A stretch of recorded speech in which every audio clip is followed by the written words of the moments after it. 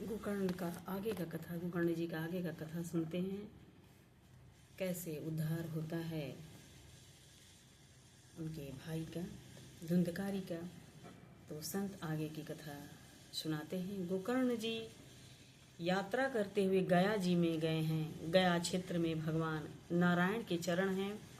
भगवान के चरणों में पिंडदान किया जाता है। पितरों का नाम लेकर भगवान के चरणों में पिंडदान करने से पितरों को सदगति मिलती है। गोकर्ण जी ने सुना कि उनके भाई की दुर्गति हुई है, अतः उन्होंने गया क्षेत्र में धुंधकारी का भी श्राद्ध किया। तीर्थ यात्रा पूर्ण करके गोकर्ण जी अपनी जन्मभूमि में आए हैं।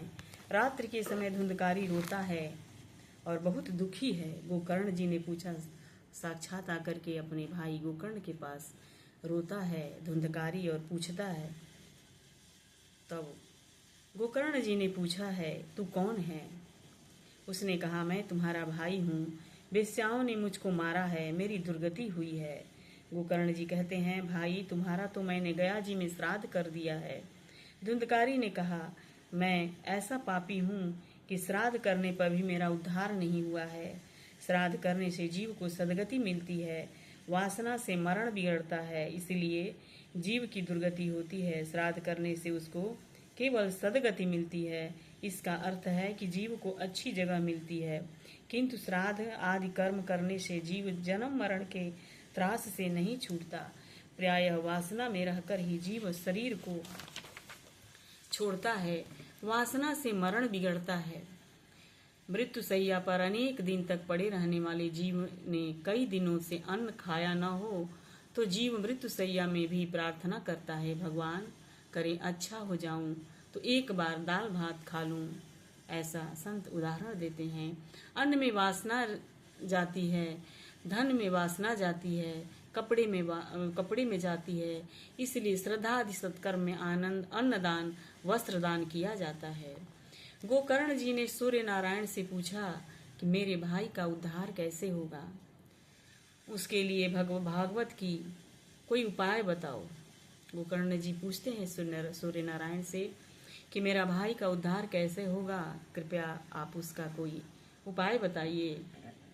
उसके लिए तो सूर्य नारायण ने कहा, उसके लिए भागवत की कथा कहो। गोकर्ण जी ने आषाढ़ के महीने में अपने घर में भागवत की कथा कही। गांव के बहुत से लोग आए, कथा में बहुत भीड़ हो गई। जिस धुंधकारी का उद्धार करने के लिए कथा होने वाली थी वह भी वहां आया है और भीड़ में उनको बैठने की जगह नहीं मिली है। 7 गांठ का एक बांस वहां था। धुंधकारी का प्रेत का शरीर उस बांस में बैठकर शांति से कथा सुनता है। प्रथम दिन की कथा पूरी हुई, बांस की एक गांठ टूटी। दूसरे दिन की कथा तो दूसरी गांठ टूटी। परीक्षित मोक्ष की कथा सुनाई है। 7 गांठ वाला बांस टूट जाता है, उसमें से एक देव पुरुष बाहर आता है। 7वें दिन जब कथा की समाप्ति होती है तो वो सातों गांठ टूट जाते हैं, उसमें से एक देव पुरुष की बाहर आता है, देव पुरुष बाहर आता है। धन्य है भागवत की कथा को, धन्य है श्री सुखदेव जी महाराज को, मेरे जैसे अति पापी जीव का भी उद्धार हुआ। अब मैं भगवान के धाम में जाता हूँ। गोकर्ण जी को आश्चर्य हुआ है कि बहुत से श्रोताओं ने कथा सुनी है, किंतु एक धुंधकारी को ही क्यों मुक्ति मिली है।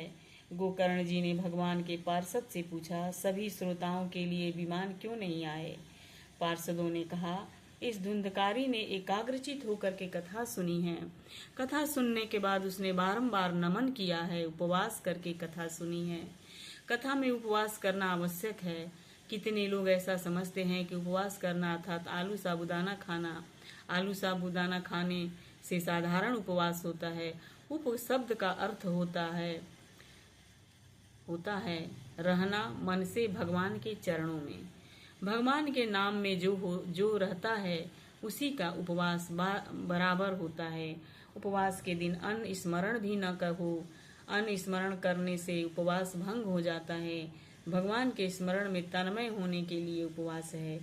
धुंधकारी ने एकाग्रचित्त से कथा सुनी है, उपवास किया है। गोकर्ण जी ने पुनः सभी के कल्याण के लिए श्रावण के महीने में कथा कही है। एकाग्रचित्त से कथा सभी सुनते हैं। कथा में आनंद आता है। कथा धीरे धीरे हृदय को विशुद्ध करती है। कथा में ज्ञान वैराग्य साथ भक्ति महारानी प्रकट हुई। कृष्ण कीर्तन करती हैं। कथा से भक्ति पुष्ट होती है। ज्ञान वैराग्य जागृत होते हैं। संत कुमार जी ने भक्ति महारानी से कहा, आप वैष्णवों के हृदय में निवास करो। यमराज अपने पार्षदों से कहते हैं, जो भागवत की कथा सुनते हैं वे कभी यमपुरी में नहीं आते, वे भगवान के धाम को जाते हैं। जीवात्मा को एक बड़ा रोग हुआ है। श्री कृष्ण का वियोग ही महान रोग है। श्री कृष्ण वियोग रूपी रोग को दूर करने के लिए भागवत की कथा ही दवा है। दवा पथ्य का पालन करने से ही असर करती है।